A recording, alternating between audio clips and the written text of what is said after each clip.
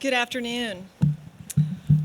First of all, I want to welcome Governor Stein and his team to Central Piedmont Community College and to all of you today for taking the time to join us. We are proud to host this press conference and this conversation today at Central Piedmont, and I couldn't have imagined a better place or a better location for today's press conference. And yes, we did order up the weather. You're welcome. At Central Piedmont, we deliver almost 300 programs with a strong and ever-growing enrollment. And this year, as of this morning, we have exceeded 56,000 students this year. So we are so excited about the impact that we make here in our community. As many know, we serve as the workforce and talent engine for this community, ensuring our students are well prepared for their careers of choice and to be leaders in this great community. This includes leaders in public safety that are in service to our communities. Central Piedmont has proudly offered public safety training for more than 50 years, and we will continue to expand programming and our facilities to ensure our first responders who support us in this community each and every day have the training that they need. We believe in not only preparing these community servants, and I want to say that again, it is a large workforce who keeps us safe, but these are public servants. And we will continue to make sure that they have the skills that they need to do the job, but also the integrity and the leadership behaviors that are so important as they move to become firefighters, law enforcement officers, and EMTs right here in Charlotte, Mecklenburg. We are expanding facilities in our thriving county, this great Mecklenburg County, both in the north and south parts of our service area. We're going to offer more hands-on and cross-collaborative training opportunities for our agency partners. And we continue to work side by side with those agencies across the county to understand how their training needs are evolving every day. We look forward to all that is ahead in the future for those in public safety and service, and we want to take a moment and thank them for their dedicated service. Please join me in thanking them. So I want to invite our Dean of Public Safety, Luke Sell, to come, and I'd ask the governor to step forward. We'd like to present him today one of our very first coins that has been designed to just really commemorate all the things that we've done, but in the future of public safety at Central Piedmont in all of those areas that we are serving. So Governor, on behalf of Central Piedmont, this is our Dean, Luke Sell. Thank you so much for your continued support. So with that, it is my pleasure not only to host today, but to yield the podium. We've had a great privilege and honor to host the governor and his team multiple times on our campuses throughout the years and certainly in the last year plus. And we appreciate the governor's commitment not only to higher education and workforce development, but economic opportunity. And yes, his dedication to public safety. And we also appreciate his continued support of Central Piedmont and the 58 great community colleges across our state. Good afternoon, everybody. It is wonderful to be back on the campus of Central Piedmont Community College. Our 58 community colleges across North Carolina are creating pipelines of opportunity for students in many different fields. Whether it's in the culinary arts building behind us, and by the way, their cookies are amazing, or the basic law enforcement training, CPCC is a wonderful example of an institution changing lives. I'm pleased to be joined this afternoon by Master Trooper Whit Efert and by Chief of Staff of the State Bureau of Investigation, Brent Culbertson. On January 31st, an 11-year-old boy in Holly Springs was on a pond, icy pond, and he fell through.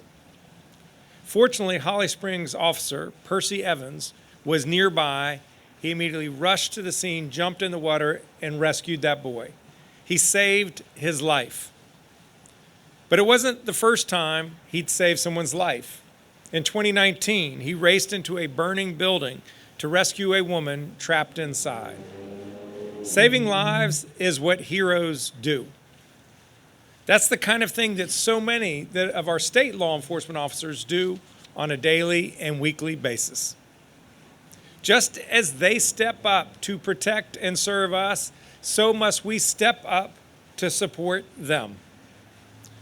Many of you know that North Carolina is the only state in the United States that did not pass a full budget last year.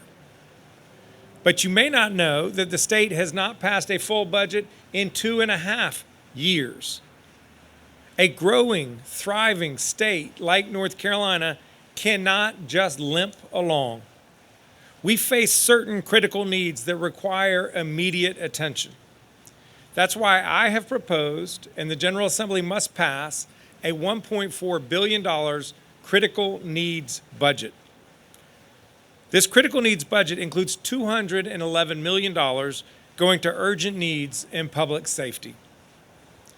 To keep people safe, we need more well-trained officers on the beat in their communities, building trust and relationships. And to hire and keep the best people, we must adequately compensate them. But we don't. North Carolina ranks 49th in the country in starting pay for our state troopers. So it shouldn't be a surprise to anyone that we have more than 270 vacant trooper positions. We're losing out on talented, service-minded people to other states, local governments, and other types of jobs because we do not pay our troopers enough. The state also ranks 49th in the country in starting pay for correctional officers. Again, it should be no surprise that the Department of Adult Correction has only half of the correctional officers needed to safely operate our state prisons. We're asking people to put themselves in a very demanding, albeit rewarding job, and asking their families to sacrifice on our behalf so that they can earn less money than they would if they worked at a Costco. In this critical needs budget, I am calling for a 10% increase in all correctional officer, trooper, and other state law enforcement officer pay. And while we're addressing salaries for our public safety officials, we need to make the Department of Adult Corrections whole. The DAC has approximately 1,000 more inmates today than it did just 3 years ago. Healthcare costs have increased by over 10% in that 3-year period of time. Meanwhile, the state has not passed a budget in 2.5 years. As a result, the department is facing a serious structural budget deficit, even with its significant efforts to cut and manage expenses. For the past year, the Department of Adult Corrections has been forced into the untenable position of having to ask their vendors to float them, the state of North Carolina, on its bills. This is unacceptable. In the same vein, we must fully fund the State Bureau of Investigations. The SBI caseload has gone up dramatically in recent years. In just 1 year period, they had a 21% increase in investigations. Their budget, however, has not gone up to match. The SBI is investigating some of the most serious crimes in our state: drug and human trafficking, financial crimes, hostage situation, murder, and more. It is ridiculous that the State Bureau of Investigation is being asked to operate in the red. Entering the field of law enforcement is not a choice that anyone makes lightly. It's hard work. It's underappreciated work. It's dangerous work. But it is meaningful and essential work. I urge the General Assembly to invest in our law enforcement officers because nothing is more important than keeping our people safe. I thank you for your time and attention, and I will now invite forward first Master Trooper Whittyford of the State Highway Patrol, and then Chief of Staff Brent Culbertson with the State Bureau of Investigation. It's an honor to be here and speaking with you on this issue today. I'm proud to stand here as a member of the North Carolina State Highway Patrol, representing the men and women who put the uniform on every day to serve and protect the people of this great state. My fellow troopers work long hours. They face dangerous situations and make tremendous sacrifices to keep North Carolina roads safe. To us, it's not just a job, it's a commitment to public service and the communities we call home. But like many law enforcement agencies across the state and country, we're facing real challenges when it comes to recruiting and retaining the next generation of troopers. The work is demanding, and the expectations placed on our members are understandably high. To continue attracting qualified, dedicated individuals, who are willing to answer the calling, we must ensure that our compensation reflects both responsibility of the job and the value our troopers bring to the people of North Carolina. Competitive pay is essential if we want to bring new recruits into the patrol and keep experienced troopers from leaving for other opportunities.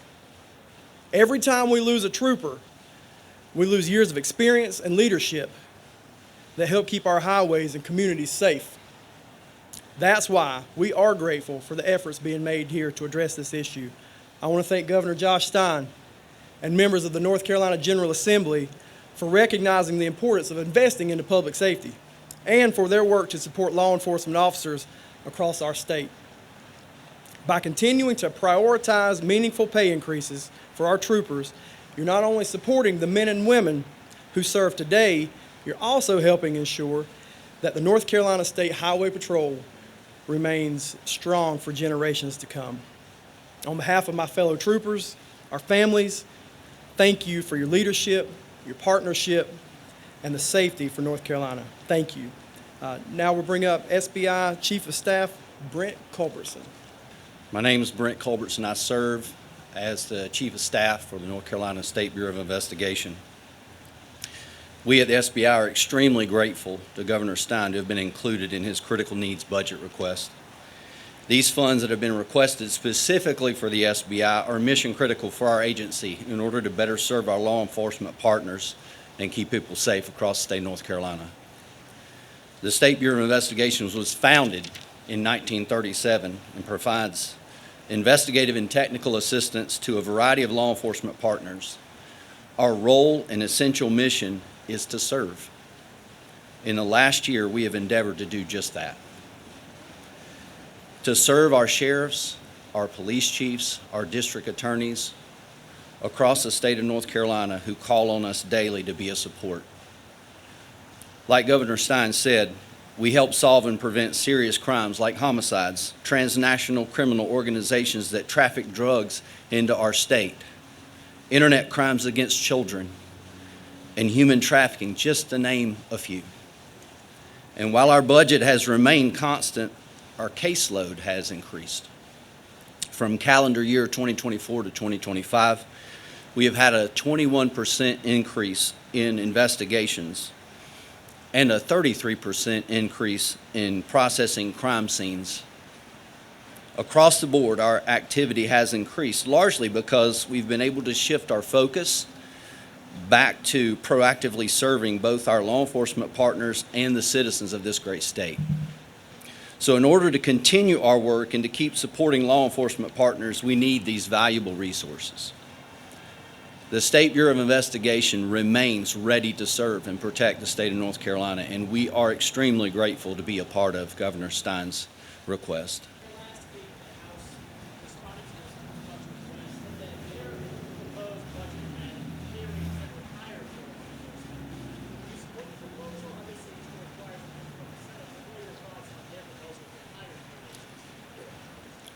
I don't think it was universally so. Maybe for some departments versus others, we took a holistic view of state government. But if the State House wants to put more money into public safety, I will say yes.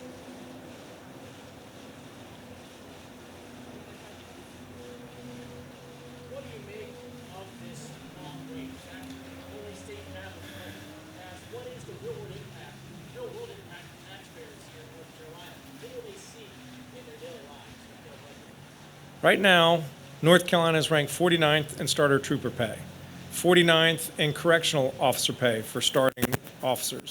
We're 43rd in teacher pay. We're 50th in the amount of what we invest on a per pupil basis based on our ability to pay. We are underfunding critical services, services that will educate the next generation, services that keep all of us safe, and it's unnecessary. If the General Assembly will come back and do their job, then they can make the critical investments that the people of North Carolina surely deserve.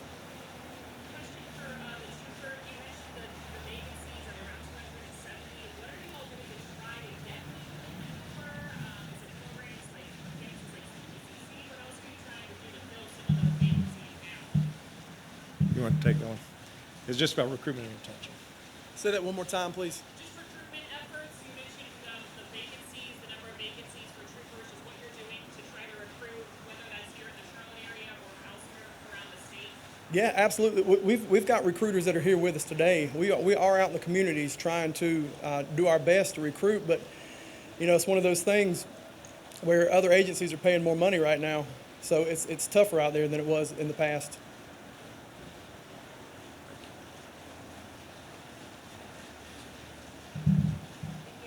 Thanks everyone for being here.